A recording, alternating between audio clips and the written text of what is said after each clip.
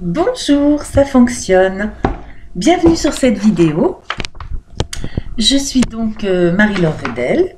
Je suis astrologue et psychothérapeute et je vais vous parler aujourd'hui de la nouvelle lune qui démarre le 17 janvier prochain, donc la première nouvelle lune de l'année, à 3h18, heure de Paris. C'est une nouvelle lune très Capricorne. Je vous montre la carte du ciel de cette lune. Pour ceux d'entre vous que ça intéresse ou qui savent lire un peu les cartes, donc vous voyez là en bas, nous avons pas moins de 5 planètes en Capricorne. Saturne, le maître du Capricorne, désormais dans son signe pour les 2 prochaines années. Mercure, nous avons également la lune noire, qui n'est pas une planète, mais un point vide, un point fictif. C'est le second centre de l'orbite de la Lune autour de la Terre. Nous avons Pluton, le Soleil, la Lune et Vénus. Donc c'est vraiment une lune très Capricorne. Qu'est-ce que ça veut dire? Alors cette lune, d'abord comme toujours dans la vie, il y aura certaines choses qui seront facilitées, positives, et puis il y a quand même des tensions dans le thème de cette lune. Des tensions qui sont en fait un petit peu la continuité de ce qui s'est passé dans les lunes précédentes et que nous allons devoir gérer. Mais vous verrez, je vais vous expliquer comment, le thème nous donne les clés pour le faire. Et ça, je trouve ça très beau, c'est que, vous voyez, on dit que finalement, dans la vie, tout ce qui nous arrive, même si parfois c'est très difficile et très douloureux, ne nous arrive que les épreuves que nous pouvons supporter.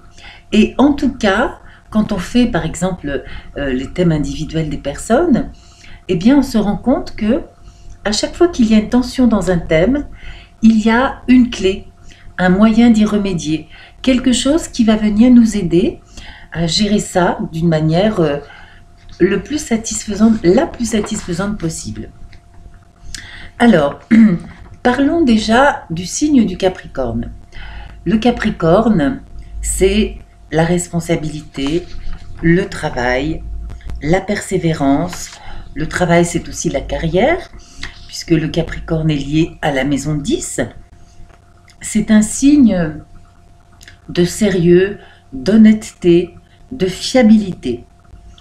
Et surtout, le mot qui, moi, me parle le plus par rapport au signe du Capricorne, c'est vraiment le signe de la responsabilité. Prendre ses responsabilités, assumer ses responsabilités, être responsable pour sa vie aussi. Ça veut dire ne pas se positionner en victime, mais se positionner en personne responsable, responsable de nos réactions et responsable aussi de nos émotions. Peut-être un jour je développerai quelque chose là-dessus. C'est aussi, les personnes du Capricorne sont des personnes très patientes, qui avancent dans le temps, tranquillement, un peu comme un bulldozer, qui avance lentement, mais qui va aller inexorablement, je dirais, au bout de son but. Voyez par exemple les scorpions, qui sont aussi des gros travailleurs. Le scorpion, il va être parfois acharné, compulsif dans sa manière de travailler. Le Capricorne, il n'est pas acharné, mais il est d'une persévérance et d'une endurance à toute épreuve. Donc ça, c'est l'ambiance, l'énergie de cette nouvelle lune. Donc voilà, les fêtes sont terminées, les personnes qui sont parties en vacances sont rentrées de vacances, et maintenant, c'est le moment de faire face aux responsabilités de cette année qui s'ouvre devant nous et de pouvoir travailler, tout simplement, travailler à réaliser les projets que nous avons peut-être mis en place dans les lunes précédentes. Alors, je vais commencer dans l'étude de cette nouvelle lune, non pas par le soleil et la lune, dont je parlerai tout à l'heure. Je vais commencer à parler de Saturne, qui est, comme lors de la dernière lune, qui est toujours conjoint à Mercure qui est en Capricorne, dans son signe. Saturne est en effet, puisqu'il est en domicile, le maître du Soleil et de la Lune de cette nouvelle Lune.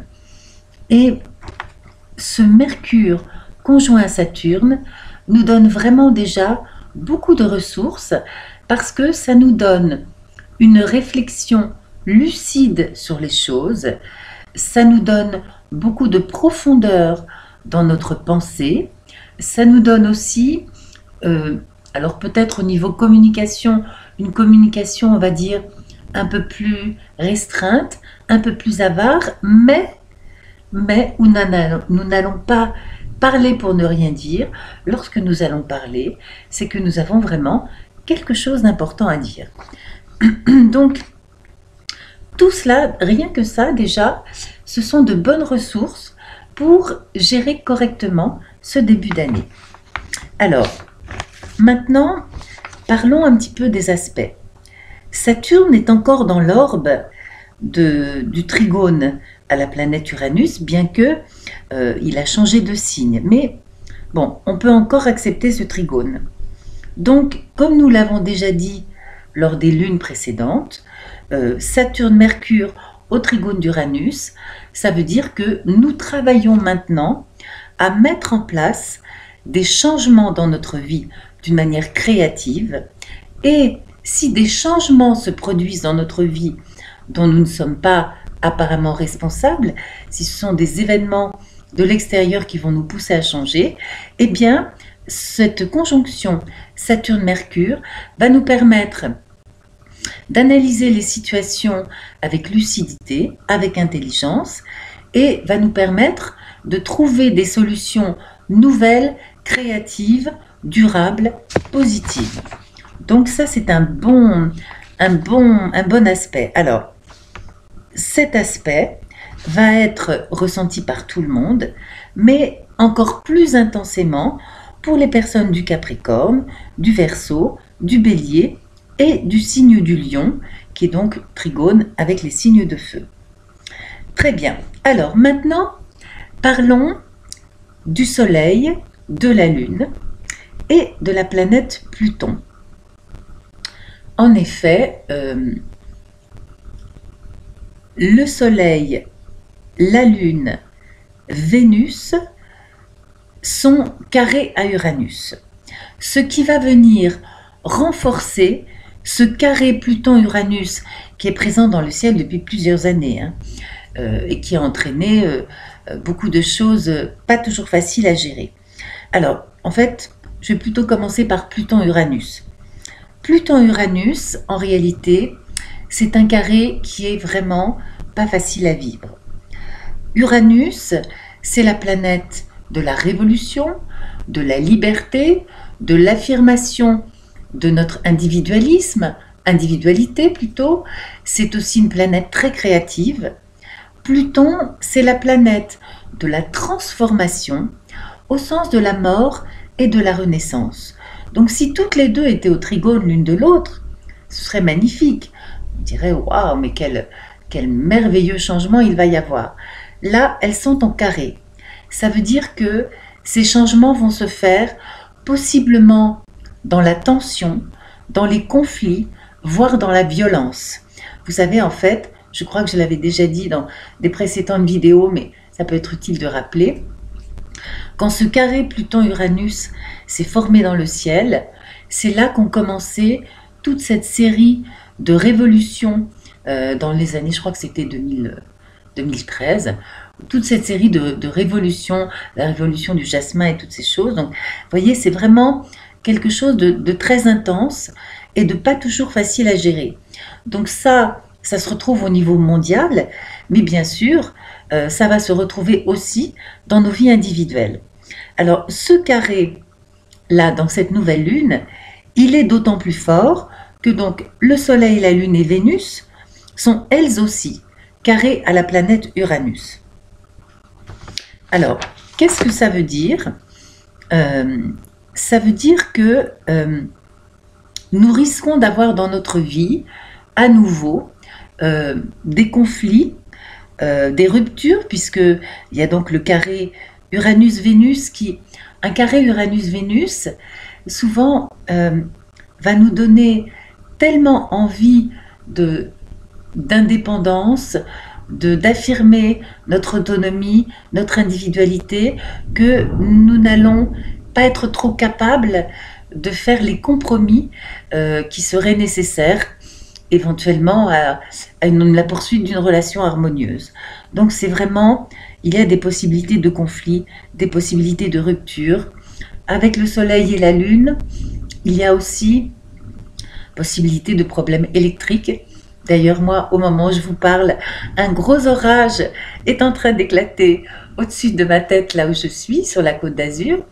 Donc, c'est vraiment une atmosphère électrique où là, ça pourrait être vraiment des événements qui nous tombent dessus de l'extérieur, qui vont entraîner, générer des moments de crise ou des moments de tension dans nos vies.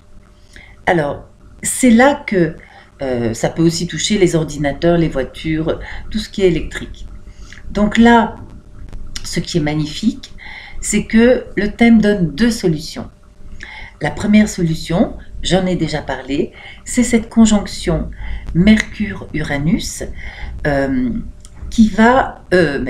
cette conjonction Mercure-Uranus qui, au trigone d'Uranus, Mercure-Saturne au trigone d'Uranus, pardon, je suis confuse, qui va nous permettre, donc en fait, grâce à notre sens des responsabilités, grâce à notre analyse lucide des situations, qui va nous permettre de les gérer, de nous adapter en travaillant pour créer des changements durables, c'est-à-dire que en réponse à ces événements qui vont venir de l'extérieur, nous allons pouvoir créer des changements durables dans nos vies qui, ma foi, pourraient s'avérer au final tout à fait satisfaisants, même si pour cela, nous allons devoir d'abord gérer une situation de crise due au carré, multiples carrés. Alors, la deuxième aide qui me paraît importante pour cette nouvelle lune, c'est qu'il y a un très beau trigone qui est formé autour des planètes Jupiter-Mars, qui sont en ce moment en Scorpion, et qui forment un très beau sextile. Ce sextile va toucher Pluton. Là, il y a le sextile exact Pluton-Jupiter. Et le sextile englobe également le Soleil, la Lune et Vénus. Alors, en fait, ce sextile va nous donner d'abord de la force de l'intuition pour venir aider, compléter notre analyse lucide de la situation. Il va nous donner la force de nous transformer, de mettre en place les changements dans notre vie qui sont des changements importants pour pouvoir faire face, maîtriser de manière positive la situation. D'autre part, le sextile Jupiter-Pluton montre que nous allons vraiment avoir le pouvoir ou bien être aidés par des personnes de pouvoir d'une manière protectrice, généreuse de leur part, pour pouvoir faire face aux situations de tension qui peut-être seront générées par tous ces carrés qui se produisent dans cette nouvelle lune. Donc finalement, voyez, oui, ce sera une nouvelle lune, peut-être pas complètement facile, mais le ciel nous donne vraiment les outils nécessaires pour que nous puissions gérer correctement, travailler, faire toutes ces crises, ces situations de crise qui vont se produire, pour que nous puissions en faire l'opportunité de mettre en place dans notre vie des changements satisfaisants au final. Alors, j'ajoute comme dernier aspect important que Jupiter Scorpion est juste au double carré d'une nord et d'une sud, le nœud sud étant en Verseau, le soleil va rentrer en Verseau le 20 janvier, et le nœud nord étant en Lion. Et le nœud sud, donc, il est en Verseau, il prend la suite, je vous le montre, Voilà, le nœud sud de la Lune. Vous voyez, il prend la suite de toutes ces planètes qui sont là, qui sont donc en fait en Capricorne. Et donc, on peut dire que Jupiter et Mars agissent un peu comme une antenne relais, comme pour un téléphone, pour nous amener. Le nœud nord est toujours en Lion depuis un bon moment. Hein.